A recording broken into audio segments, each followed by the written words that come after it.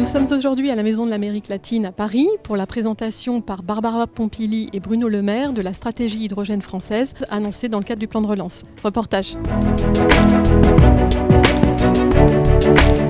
Nous sommes réunis ce matin à travers un beau projet sur l'hydrogène en investissant 7,2 milliards d'ici 2030 pour créer en fait une filière française qui permettra de recréer une dynamique.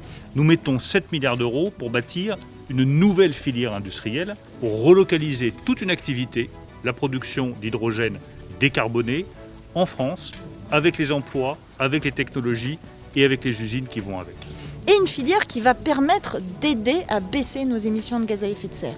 On veut, d'ici la fin de la décennie, baisser de 6 millions de tonnes de CO2 nos émissions. C'est quand même l'équivalent des émissions annuelles de la ville de Paris et une production d'énergie que nous allons travailler à décarboner puisque vous le savez, l'hydrogène aujourd'hui a une partie carbonée. Donc on va financer la recherche pour que on puisse avancer sur l'électrolyse qui est la solution de produire de l'hydrogène décarboné. Nous voulons être indépendants sur l'électrolyse. Ça nous garantit notre souveraineté pour les années à venir. Bien entendu, ça consomme beaucoup d'électricité, c'est un processus qui est coûteux. Nous assumons cette dépense parce que c'est un investissement. Le coût de l'hydrogène, on le sait, dans les premières années, ça ne sera pas compétitif. Mais c'était le cas pour les batteries électriques et les véhicules électriques il y a quelques années, et c'est le cas pour toutes les technologies de rupture. Et c'est là que la France a changé de philosophie économique. Nous ne voulons plus acheter à bas coût à l'étranger, nous voulons produire sur notre territoire. De ne plus devoir subir les importations d'ailleurs. Bref, on est en train de construire de belles choses et je suis très contente de le construire avec Bruno. Je pense qu'il va falloir que vous vous habituiez à nous voir souvent ensemble, puisque nous voulons faire avancer main dans la main écologie et économie. Et que tout le sens de ce plan de relance, c'est accélérer la transition écologique de la France en ayant, à la fin de la crise, un modèle économique qui soit plus compétitif et plus décarboné.